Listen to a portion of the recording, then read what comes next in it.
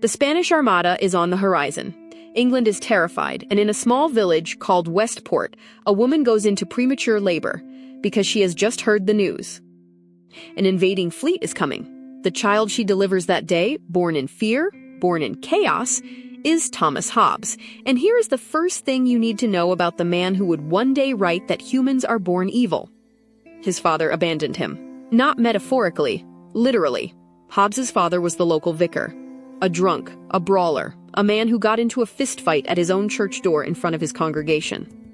After that, he ran, left his wife, left his 3 children, disappeared. Thomas Hobbes was 4 years old. His wealthy uncle took him in, paid for his education. And young Thomas discovered something that would define the rest of his life. Books don't abandon you. Ideas can't run away. Hobbes grew into a brilliant, anxious, intensely watchful man. He became a tutor and secretary to the Cavendish family, one of the wealthiest aristocratic houses in England, and this gave him something rare: access to the libraries, to the conversations, to the people who actually ran the country. And what did he see? He saw that underneath the manners, underneath the titles, underneath the speeches about honor and duty, men were driven by the same thing: fear. Hobbes watched the English Parliament spiral into chaos in the 1630s and 1640s. Men who had debated philosophy one year were accusing each other of treason the next. The king's closest advisor, the Earl of Strafford, was arrested, then executed. And Hobbes had written a book, a manuscript called The Elements of Law. In it, he argued that the king needed absolute power, because without it, the country would tear itself apart. In November 1640, Hobbes heard something that made his blood run cold. Parliament was issuing arrest warrants. He was on the list. Hobbes ran. He grabbed what he could, his manuscripts, a few possessions, and fled England in the dead of night. No goodbyes, no plan, just survival. He arrived in Paris a refugee. He would not see his country again for 11 years. And from that window in Paris, Thomas Hobbes watched England do exactly what he feared it would. Civil war, brother against brothers, neighbor against neighbor. The king, Charles I, captured, tried, executed on a scaffold in Whitehall before a stunned crowd. Imagine watching your homeland descend into bloodshed from across the channel. Imagine knowing you predicted it, and that nobody listened. And now imagine sitting down at your desk and beginning to write the book that would explain to the world exactly why this happened. He called it Leviathan. The book opens with one of the most terrifying images in the history of political thought: a giant, a crowned king, his body made up of hundreds of tiny human figures. In one hand, he holds a sword, earthly power. In the other, a bishop's staff, spiritual power. And the message was unmistakable. The sovereign, the state, is the people. Their collective power poured into one body, because without it, Hobbes argued, humans do not become free. They become wolves.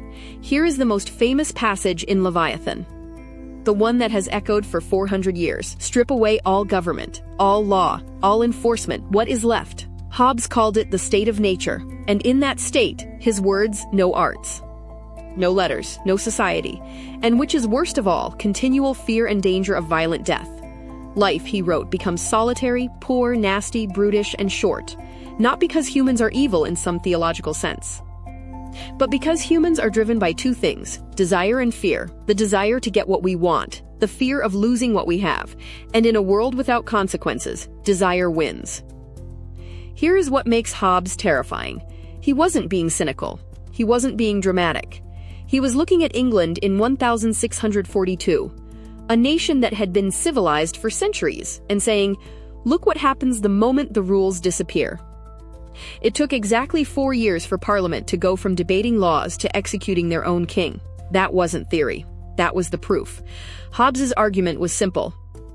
Humans are born selfish, born fearful, born with appetites that, left unchecked, devour everything around them, so we build something to check them. A leviathan, a state, a social contract.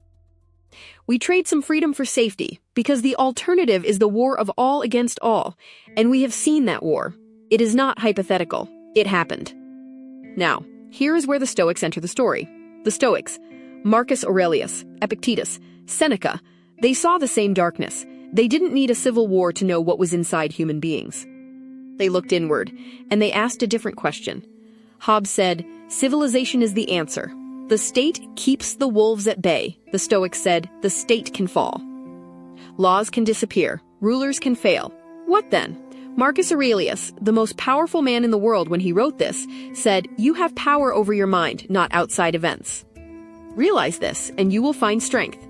Hobbes built a fortress. The Stoics built a human being who doesn't need one.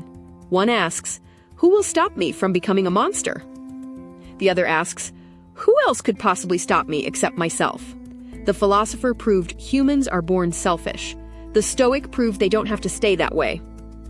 Which one are you building, walls or character?